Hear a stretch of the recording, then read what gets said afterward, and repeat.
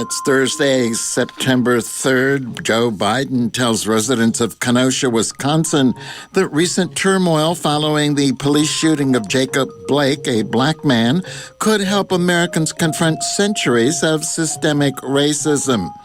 The visit is Biden's first trip to the battleground state of Wisconsin as the Democratic presidential nominee. President Donald Trump hones the law and order message he's wielding against Biden, stepping up attacks that his campaign believes are resonating with battleground state voters. Trump tells Pennsylvania Biden's plan is to appease the domestic terrorists, and my plan is to arrest them and prosecute them. Republicans keeping up their campaign to restrict voting as much as possible in the November election as Trump and three Republican groups sue Montana's governor over his directive allowing counties to conduct mail-in voting. The mayor of New York's third-largest city suspends 7 police officers involved in the suffocation death of a black man in Rochester last month. Daniel Prude died March 30th, 7 days after officers who encountered him running naked through the street put a hood over his head, then held him down for about 2 minutes until he stopped breathing. President Trump signs a memo to cut off federal funds to Portland, Seattle, New York City, and Washington, D.C., saying he will do everything in his power to prevent weak mayors and lawless cities from taking federal dollars while they let anarchists harm people, burn buildings, and ruin lives and businesses. And a group of California Democratic representatives demand that the federal government increase support and resources for schools to help them better manage distance learning and reopen safely during the coronavirus pandemic. From Pacifica Radio, KPFA Berkeley, KPFK Los Angeles, this is the Evening News. I'm Mark Miracle.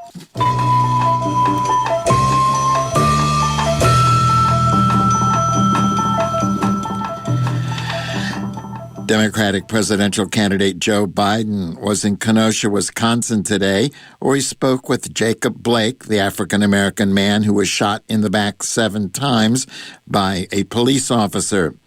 Biden promised as president he would set up a commission on policing and said the nation is finally coming to grips with the legacy of slavery. Meanwhile, Vice President Mike Pence held a Cops for Trump rally in North Carolina, where he promised Trump would always support the police and back the blue.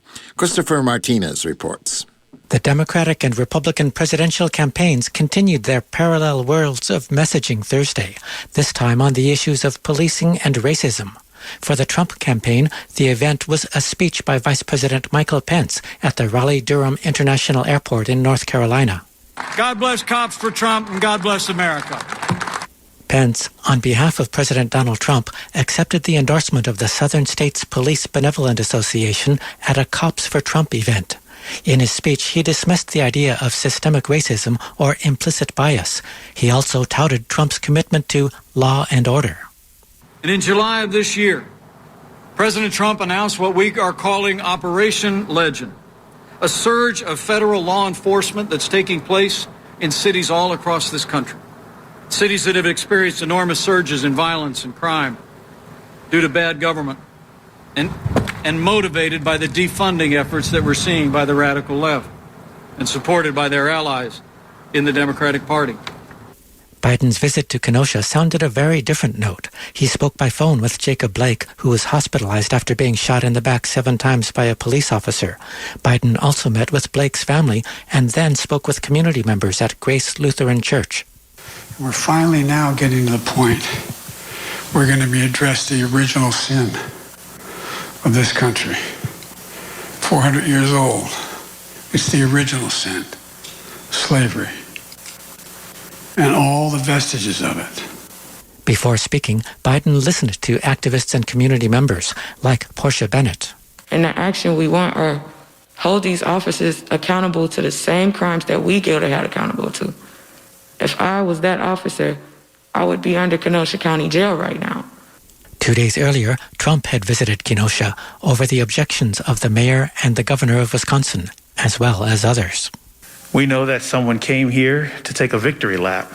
We know that someone came here to show division. We know that someone came here not to help us. Kenosha City Alderman Anthony Kennedy says he lives 2 blocks from where Jacob Blake was shot. He expressed his hope for a Biden victory in the presidential election. But to restore faith in the system, that's going to be very hard, very difficult. To restore faith in the process, that's going to be very difficult. But when we know the man at the top, yourself, is speaking truth and speaking an honest truth, you're going to make our work here in Kenosha a lot better, and I'm looking forward to that day. And I just, again, want to thank you. Biden criticized Trump for trying to divide people and for his rhetoric focusing on law and order. He says he decided to run for president after seeing Trump's response to the deadly Charlottesville Unite the Right rally, where Trump seemed to defend Nazi and Klan demonstrators by saying there were fine people on both sides. Biden says he's optimistic and he thinks the time is ripe for change, but he also warned against complacency. But I made a mistake about something. I thought you could defeat hate. Hate only hides. It only hides. And when someone in authority breathes oxygen under that rock, it legitimizes those folks to come out front of the rocks. On the issue of policing and systemic racism, Biden promised to take action, though he said it would be a long struggle. If I get elected president, I promise you, there will be a National Commission on Policing out of the White House, where I'll bring everyone to the table, including police chiefs, including civil rights activists, including the NAACP, including the Latino community. And we're going to sit down there and we're going to work it out. Biden says we're in a situation where there's an enormous opportunity for positive action, but people can't let up in the struggle against violence and racism. He ended his remarks with a call to action. And the one concern I have, and I understand it, is that people are going to be so frustrated, particularly in the communities that need the help the most, need to be treated most clearly and equally. They're going to say it's not worth it at all. I'm not going to vote. A guy was a very good friend of mine. Talked to him 2 days before he died, John Lewis. As John said, the only answer is to vote. It's the only answer to engage and vote. Otherwise, nothing else works in a democracy. It doesn't work.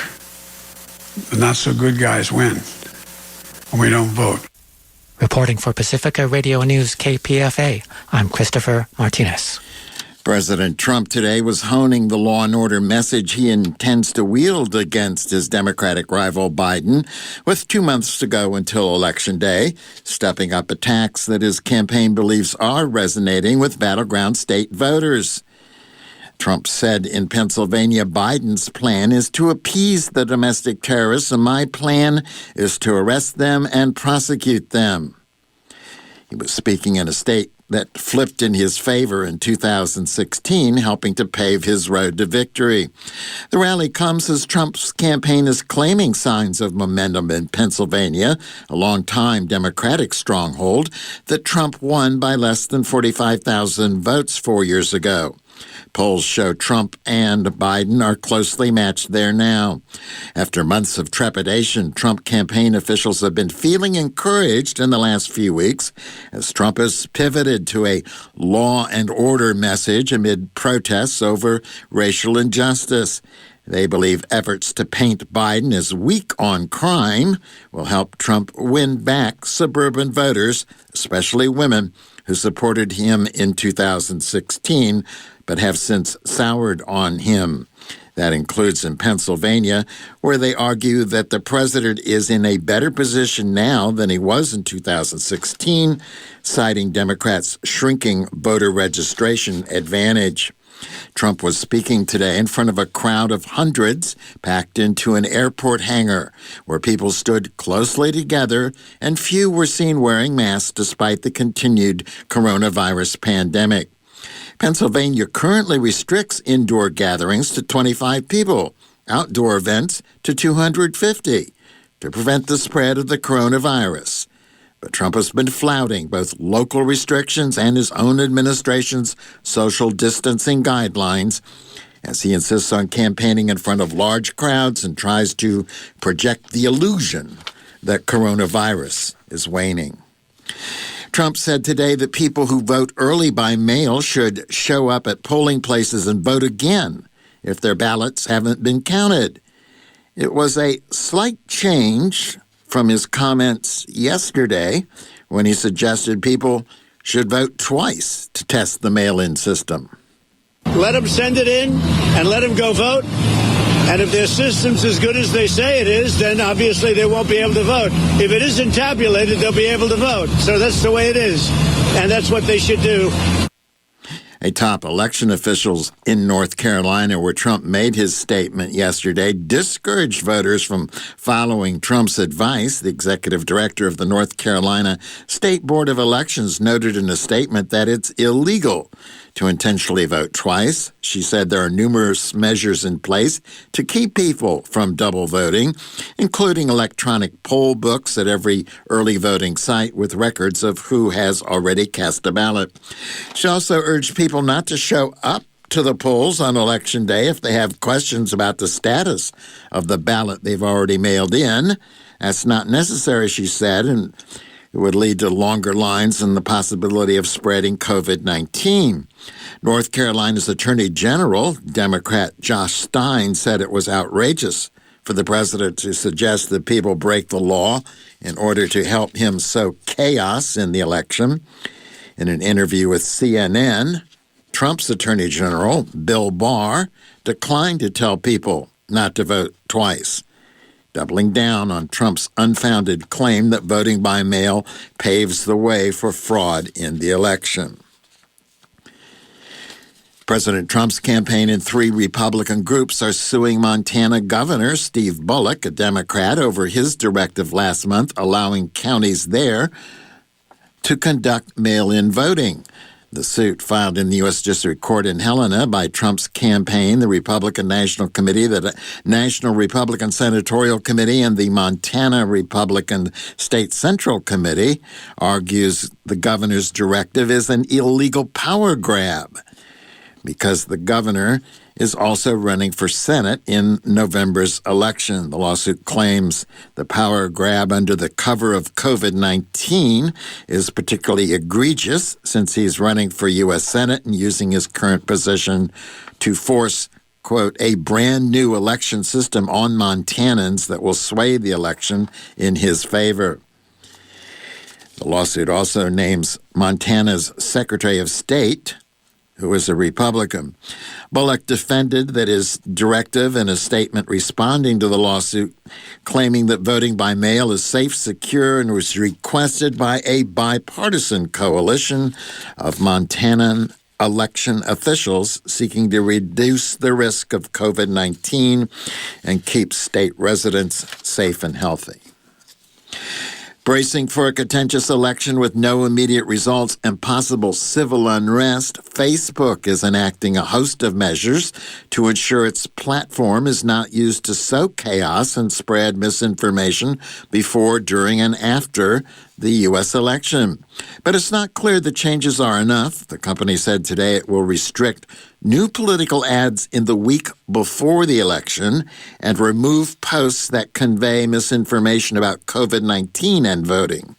It will also attach links with official results to posts by candidates and campaigns that prematurely declare victory. Some activists hailed the new policies, but said the onus will be on Facebook to enforce them. Others were skeptical that they'll really make much of a difference. Rachel Silverman reports. Facebook says it will prohibit political campaigns from running new ads during the final week of the race. That's meant to prevent them from spreading misinformation at the last minute. The social network says it will also strengthen measures against posts that try to dissuade people from voting. Facebook says after the election, it will quash any candidate's attempts at claiming false victories by redirecting users to accurate information on the results. Rachel Silverman, San Francisco. You're listening to the evening news on KPFA Berkeley, KPFK Los Angeles, KFCF Fresno, online at kpfa.org. The mayor of New York's third largest city today suspended 7 police officers involved in the suffocation death of an African-American man last March. Daniel Prude, 41 years old, known to his Chicago-based family as Rel, died March 30th when his family took him off life support. 7 days after Rochester, New York police officers who encountered him running naked through the street put a hood over his head to stop him from spitting, then held him down for about 2 minutes until he stopped breathing. Rochester Mayor Lovely Warren announced the suspension of the officers at a press conference today. Warren said she only became aware of the use of force on August 4th, and that Police Chief LaRon Singletary initially portrayed Prude's death as a drug overdose, which she said is entirely different than what she witnessed in body camera video that was released to the public just yesterday. The mayor said she told the chief she was deeply personally and professionally disappointed in his failure to accurately inform her what happened to Prude, but she announced no action taken against him. Warren said the 7 officers would still be paid because of contract rules and that she was taking the action to suspend them against the advice of the city's council, who said the city may be sued by the police union. Reporter Sarah Walton filed this report. Put your hands behind your back. Behind your back. Don't move. Body cam footage shows officers putting a hood over the head of a shouting Daniel Prude. He's naked apart from a pair of handcuffs and sitting on the ground as snow falls. His family had called police after he began acting strangely. Police say Mr. Prude was spitting at them and they were concerned about coronavirus. But the footage shows his head being held to the ground until he stops moving and an ambulance arrives. Reports say a post-mortem showed Mr. Prude suffocated but also had drugs in his system. I'm Sarah Walton in New York.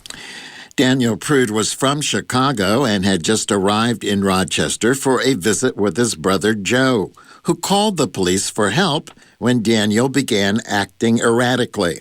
I placed a phone call for my brother to get help, not for my brother to get lynched.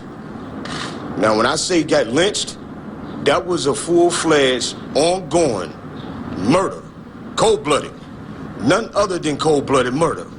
How did you sit here and not directly say the man is defenseless, butt naked on the ground? He's cuffed up already. I mean, come on. How many more brothers got to die for society to understand that this needs to stop? The videos show Prude, who had taken off his clothes, complied when police asked him to get him on the ground and put his hands behind his back. Prude is agitated and shouting as he sits on the pavement in handcuffs. Why did my brother get harmed when he complied with everything that them people wanted him to do? Why did he get treated like an African-American male from 1960? That's the case, you should have just sucked a damn dog on him. You killed a defenseless black man, a father's son, a brother's brother, a nephew's uncle. I mean, come on. A medical examiner concluded that Prude's death was a homicide caused by complications of asphyxia in the setting of physical restraint. The report lists excited delirium and acute intoxication by PCP as contributing factors. Activists demanded the officers be fired and charged in his death. Prude died after he was taken off life support 7 days after the incident. New York Attorney General Letitia James's office began an investigation in April. A letter from federal health officials instructing states to be ready to begin distribution of a vaccine by November 1st, 2 days before the election, has been met not with anticipation but with suspicion among some health experts who wonder whether the Trump administration is hyping that possibility or intends to rush approval of a vaccine for political gain. The skepticism comes amid growing questions about the scientific credibility of the Food and Drug Administration and the Centers for Disease Control and Prevention, and their vulnerability to political pressure from President Donald Trump. Dr. Anthony Fauci, the government's top infectious disease expert and a member of Trump's coronavirus task force, told CNN today that it is unlikely but not impossible that a vaccine could win approval in October instead of November or December, as many experts believe. If you look at the projection of the enrollment and the kinds of things you'll need to get a decision about whether the vaccine is safe and effective, most of us project that that's going to be by November, December, by the end of the year. Could this be earlier? Sure. So if someone comes out and says, I'm going to shoot for the possibility that I'll get it by October, you can't argue strongly against that. That's unlikely, not impossible. I think most of the people feel it's going to be November, December. Fauci said he would assume no vaccine would be approved for the American public unless it was indeed both safe and effective. Similarly, Dr. Monsef Slaoui, head of the administration's Operation Warp Speed project to hasten the development of a vaccine, told National Public Radio that it's possible but extremely unlikely a vaccine will be ready before the election. White House spokeswoman Kayleigh McEnany, meanwhile, gave assurances that Trump will not in any way sacrifice safety when it comes to a vaccine. And executives of 5 top pharmaceutical companies pledged that no COVID-19 vaccines or treatments will be approved even for emergency use without proof they are safe and effective. A group of California Democratic representatives are demanding that the federal government increase support and resources for schools across the country to help them better manage distance learning and to reopen safely during the coronavirus pandemic. The group's call to action comes just a few weeks after schools in the San Francisco Bay Area began classes this fall, most of them remotely. KPFA's Kate Eder reports. Jamila Brooks is a teacher at Montclair Elementary School in Oakland. Brooks says that classes began 4 weeks ago and they're entirely online. Though teachers now have some experience in holding online classes from the spring semester, Brooks says they still face plenty of challenges in adapting to remote teaching. It's very, very challenging right now. And some of those challenges were expected and some of them have been unexpected. Ask any teacher about the day they realized they had to disable chat function in Zoom. It's really, really difficult to plan engaging lessons that address standards, but also fit this new virtual space we have.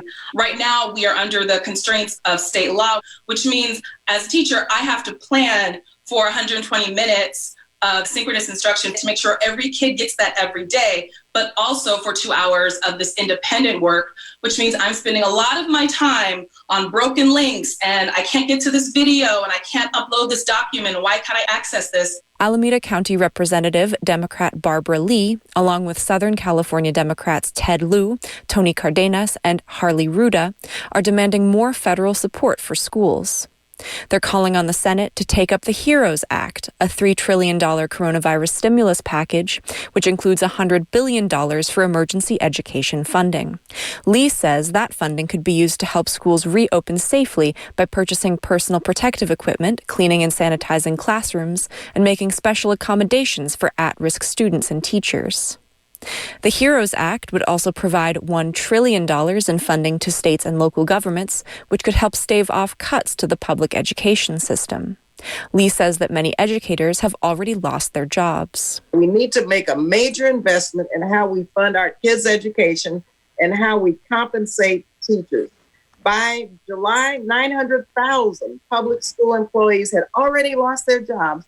And the American Federation of Teachers projects over 1.4 million public school employee layoffs. That's without federal action. We're continuing to put pressure on Mitch McConnell and the Senate to give our children the safest possible education given the COVID pandemic. And so we have to ensure, though, that every school in the country has the resources that they need to reopen safely, successfully and efficiently. Lee says that because Congress has waited to pass further coronavirus stimulus funding, schools across the country may now need more money, around $300 billion, to safely reopen for in-person classes. Bay Area school administrators say that federal funding in the $2 trillion CARES Act has been instrumental in helping schools adapt to distance learning. But without further funding, certain groups of students may not get the resources they need. Here's L. Karen Monroe, the Alameda County Superintendent of Schools. I really don't know what we would be doing now if the initial round of federal funding had not come through. So just so you know, the CARES Act was $1.6 billion, and it funded things like special ed and the continuation of career technical education and homeless students. There also was $335 million given to the Governor's Emergency Education Relief Fund, which went to states and really helped with connectivity.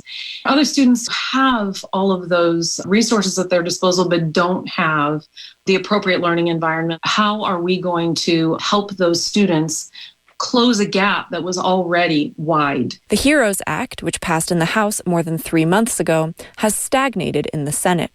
Senate Majority Leader Mitch McConnell has been unwilling to take up the bill. President Donald Trump has threatened to cut federal funding for schools that don't hold in-person classes this fall. But because the majority of California counties have widespread coronavirus cases, schools in those counties aren't allowed to open for in-person classes.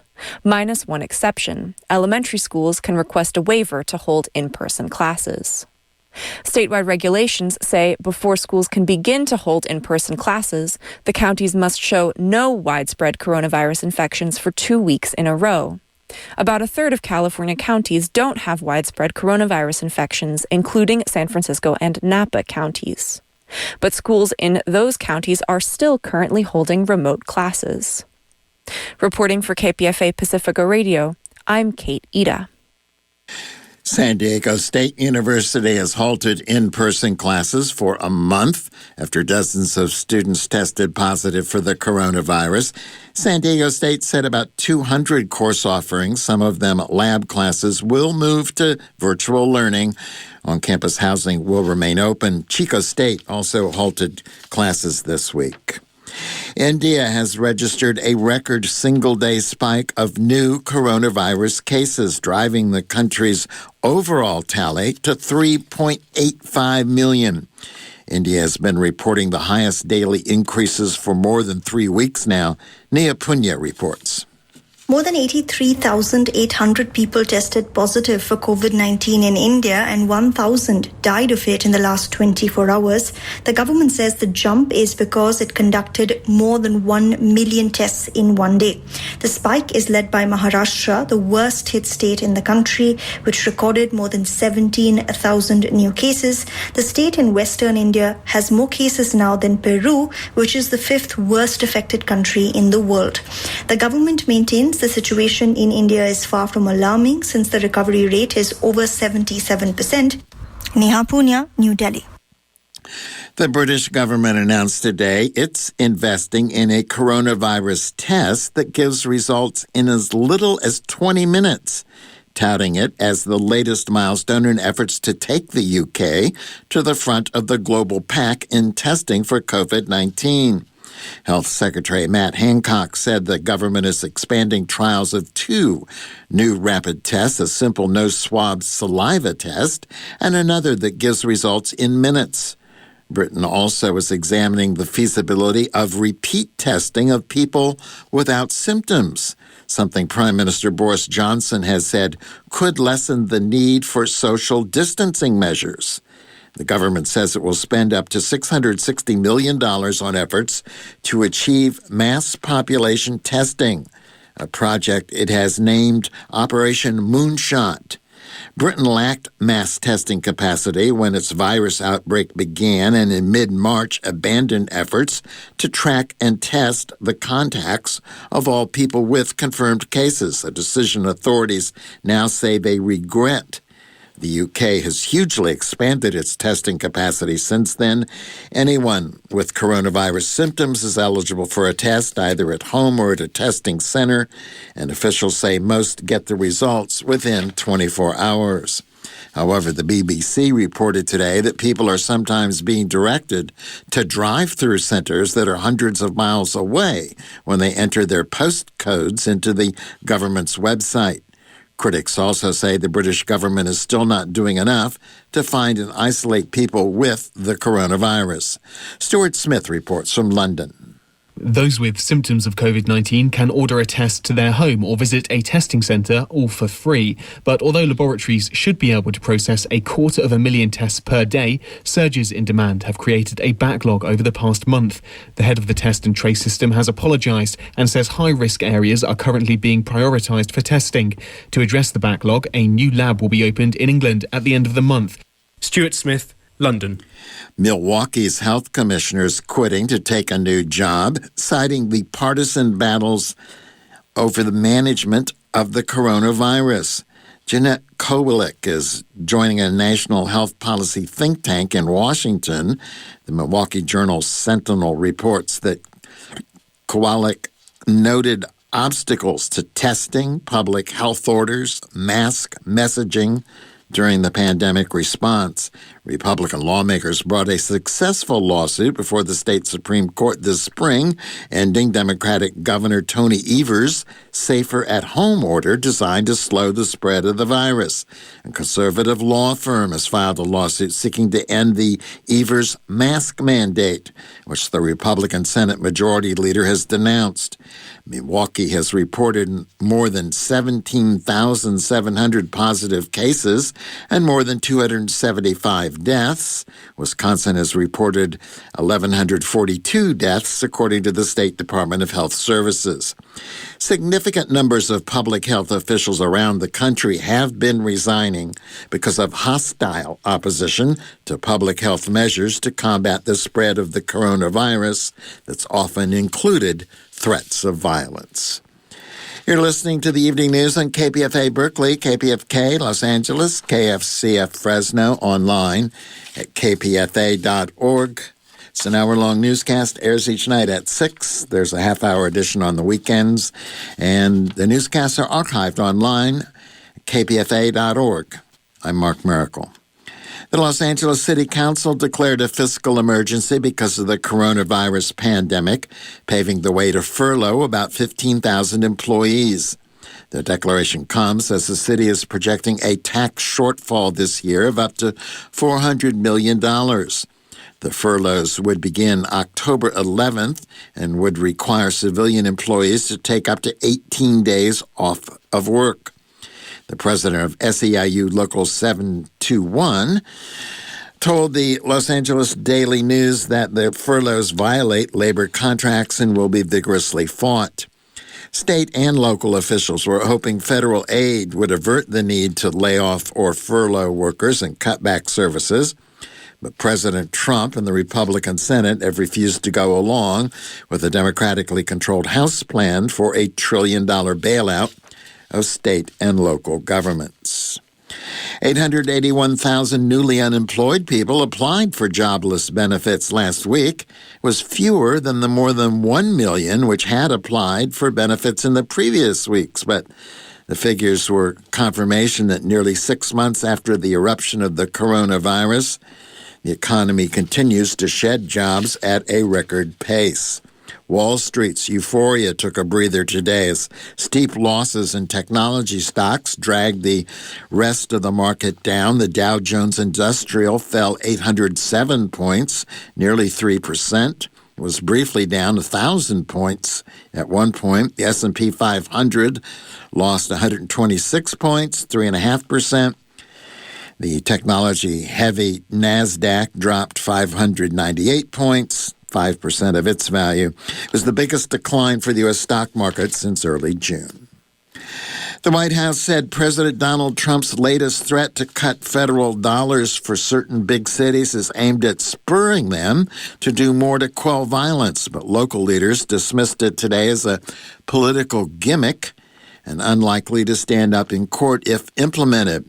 Trump has made a number of other threats that were either struck down by judges or that the president paused on his own. Trump issued a memorandum yesterday calling on the Attorney General to publish a list of jurisdictions that have, quote, permitted violence and the destruction of property to persist and have refused to undertake reasonable measures to counteract these criminal activities. Government agency heads are then to get guidance about how to restrict federal grants to those jurisdictions. Previously, Trump had threatened to cut funding for sanctuary cities to force them to comply with the more stringent immigration policies he's put in place. The 7th U.S. Circuit Court of Appeals said that effort violated the separation of powers provisions enshrined in the U.S. Constitution. Tim Cochran, CEO and executive director of the U.S. Conference of Mayors, said the president's new order had no legal standing, and if it were implemented, it would slash resources for police and firefighters and other essential services. In his memo, Trump singled out Seattle, New York, Portland, and Washington, D.C. for the loss of federal funds. Trump administration attorneys today argued that any effort to extend the 2020 census beyond the end of September would be a costly and burden the agency that runs it. That came in response to cities and civil rights groups who want another month to ensure that minority communities aren't undercounted. In court papers filed this week in San Jose, the attorneys said the U.S. Census Bureau already has taken steps to end field operation for the once-a-decade head count, and some areas of the U.S. will wind down operations ahead of a new September 30th deadline. The previous deadline was October 31st. The census is used to determine how to distribute $1.5 trillion in federal funding and how many congressional seats and electoral college votes each state gets. 2 Native American groups have now joined in the legal action. Antonia Gonzalez reports. The Gila River Indian community and the Navajo Nation announced Wednesday they joined U.S. Census litigation. The lawsuit seeks to require the Census Bureau to continue operations through October 31st. The deadline was shortened to September 30th by the Trump administration. The tribes say the deadline is rushed and threatens an undercount of their communities. COVID-19 has disrupted census activities, including in-person visits. Both tribes continue to have COVID-19 orders in place. The tribes say they rely on census data for the allocation of critical funding for programs and services such as education, housing, and health care. The lawsuit is in U.S. District Court for the Northern District of California. Other plaintiffs include city and county governments and nonprofits. Meanwhile, the tribes are working to keep census momentum going. The Navajo Nation has proclaimed September as Census Month on the reservation, urging residents to complete their forms. I'm Antonia Gonzalez. KPFA's Daniel Whitty has this report on the census situation in California. California is making one last push for the 2020 census count before it ends September 30th. The state requested an extension until the end of the year, but the Republican Senate opposed this. The census will help define congressional districts in the state and the amount of federal money that's appropriated to the state to help finance education and health care programs. Ditas Katagi, the director of the 2020 Complete Count California Census Office, says that everyone matters regardless of their background or immigration status. Katagi explains how the California Census Bureau will go about ensuring that all Californians are counted in the census. We realize that it's essential to reach out to all households, of course, that are not responding. And so we are going to do that through a phone banking effort, in addition to the current work that our partners are going to be doing on the ground. We've looked and have done the work in the past couple weeks to see that patching through callers to the U.S. Census Bureau hotline directly is one of the most effective ways to get results. Our goal is to reach 1.1 million households through this effort, with follow-up texts to those to see if they've responded in earnest in more than 1,100 census tracts. The Census Bureau has about 60 staff working to contact residents via phone calls and text messages to include low-track people, those who are hard to find and often uncounted in the census. That includes undocumented immigrants, people in rural communities, and other underrepresented communities like Native Americans and the homeless. The Census Bureau has distributed $10 million to those efforts in 21 California counties. These counties include Alameda, Butte, Santa Clara, and Sacramento. L.A. Flores, with the National Association of Latino Elected Officials, says they have partnered with the California Census Bureau to ensure that Latinos are represented in the 2020 census. We are continuing to partner with agencies that have direct contact with the public still. So we're looking at those service-based organizations, food banks, health centers. These are places that we can still disseminate census information directly to Latinos, and so that is something that we'll continue to work on. In addition to working closely with our NALEO members who are appointed and elected officials and using their reach to make sure that the census message gets out there. Lastly, working with educational partners, and we just launched our Back to School with Phuket. Jesse Frere from Native Votes explains that there are at least 100 federally recognized tribes in California. Frere says his group is working to get Native Americans counted. He says they reach out to tribes outside of California with members that live within the state. He explains that one challenge for Native Americans is that they are sometimes in rural areas. Low connectivity to internet, so that's usually one of the bigger ones. The use of PO box systems, so lots of our folks on the reservation or rancherias don't get traditional mail, in the style of a home, say in Los Angeles, right, in a more urban area. They heavily depend on these PO box systems.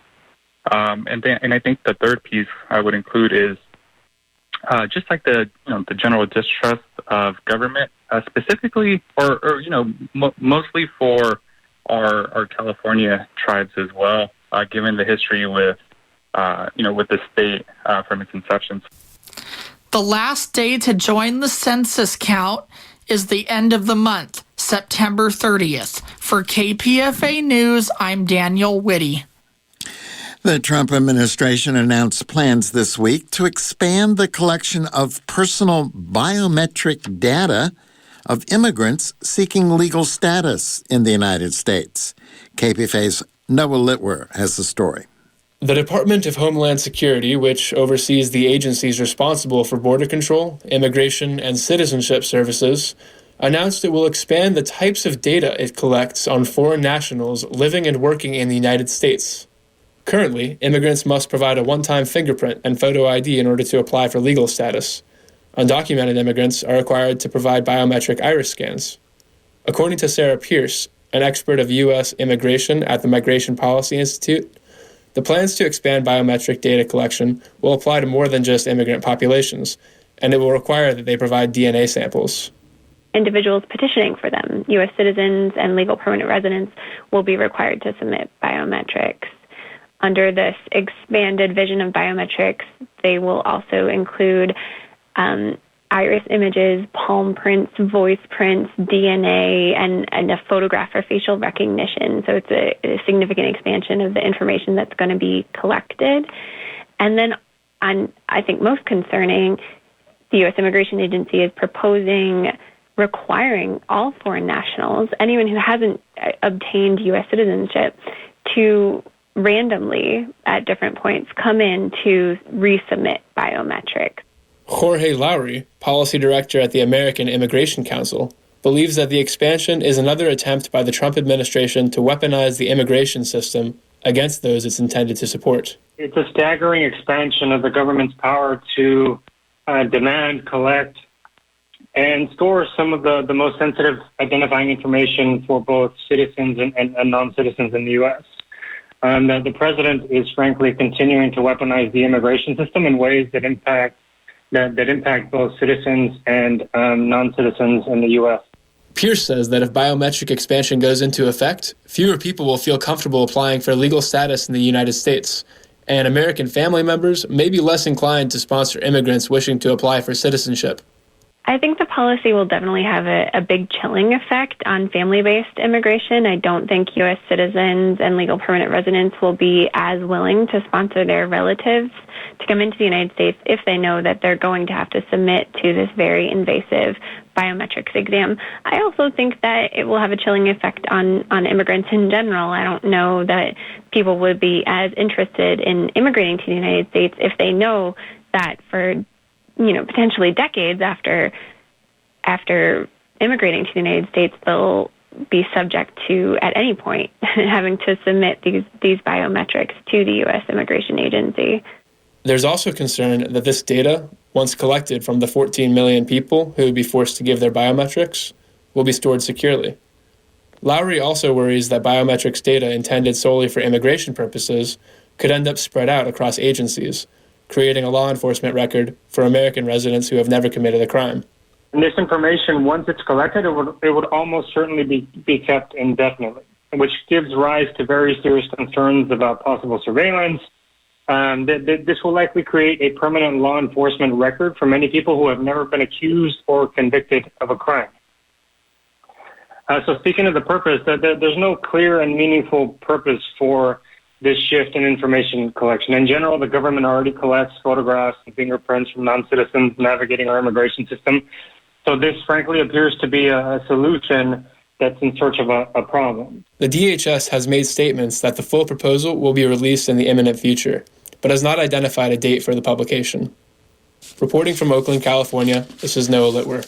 You're listening to the Evening News on KPFA Berkeley, KPFK Los Angeles, KFC at Fresno, online, kpfa.org. Hey everyone, this is Brian Edwards-Teekert. And I'm Kat Brooks. Weekday mornings we host Upfront. 2 hours of conversation about what's in the news and what should be. Politics, technology. Prisons, police. What's happening in City Hall and at the State House. In Washington and in the streets. That's starting at 7 a.m., right after Democracy Now! On Upfront.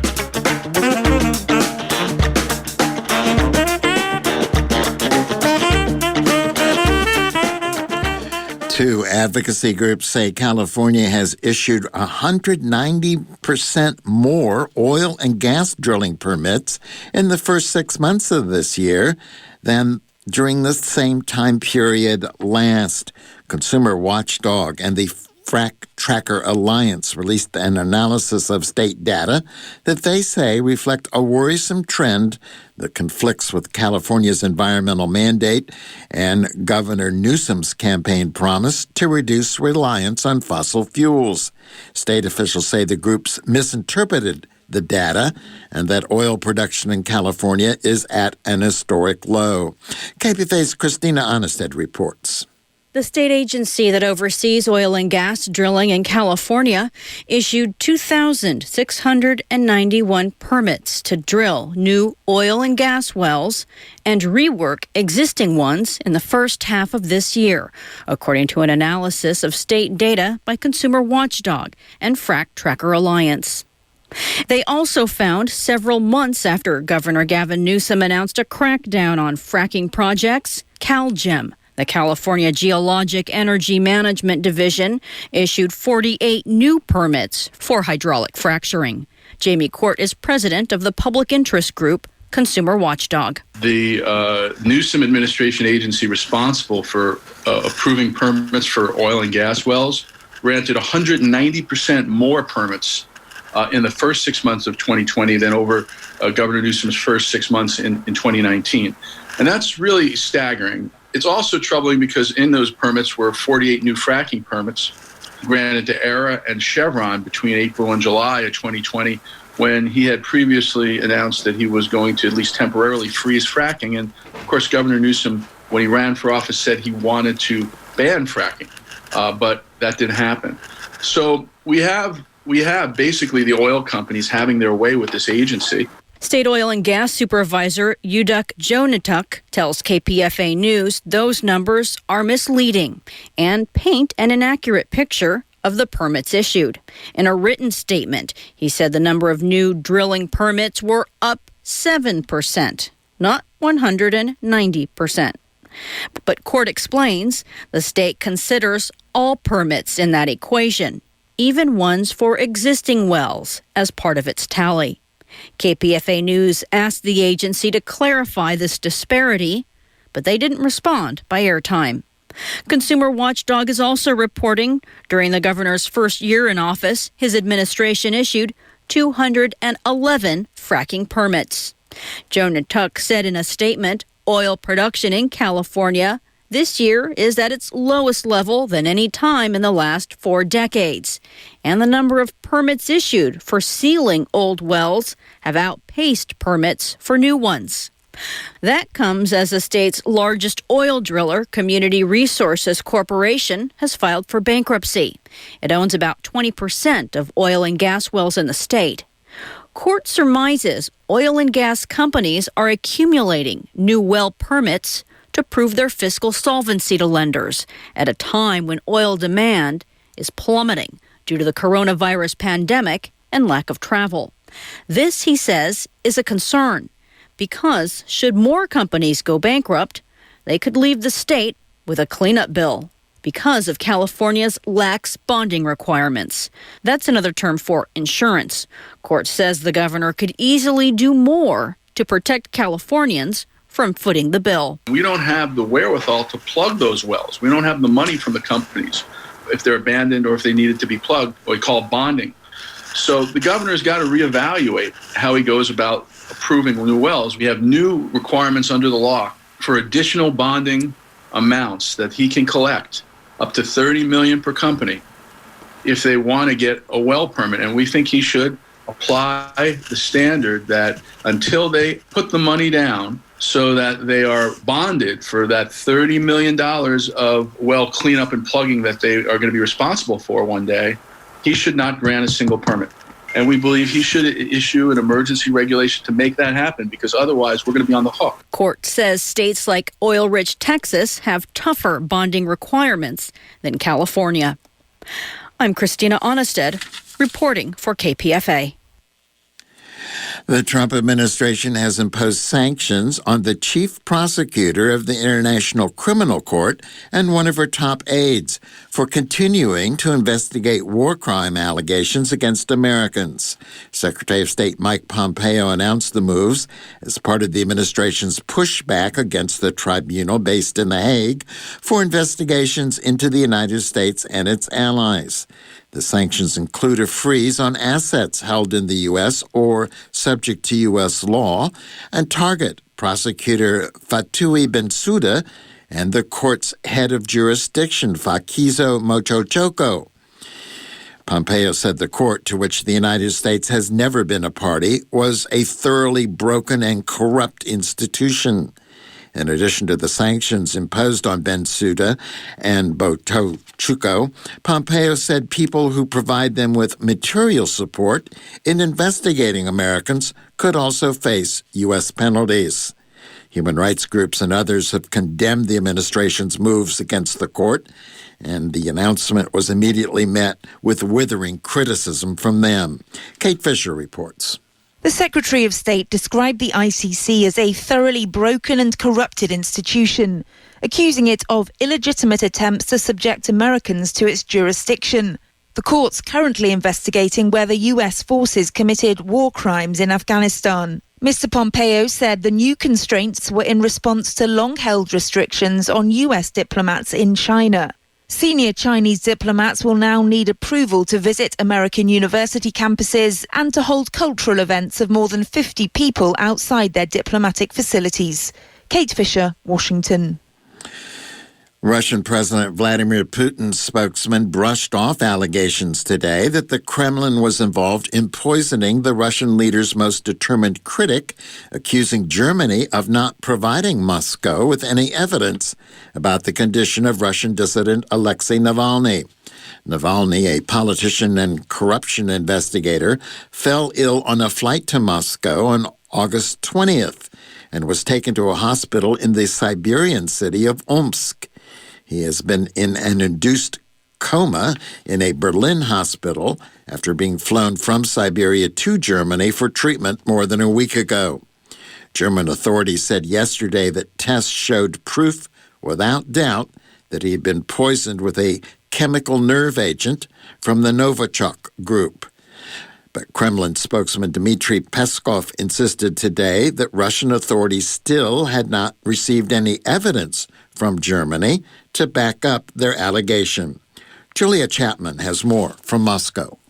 The Kremlin barely acknowledges that Alexei Navalny exists, but when asked by journalists, spokesman Dmitry Peskov said he was waiting for all the details from Germany.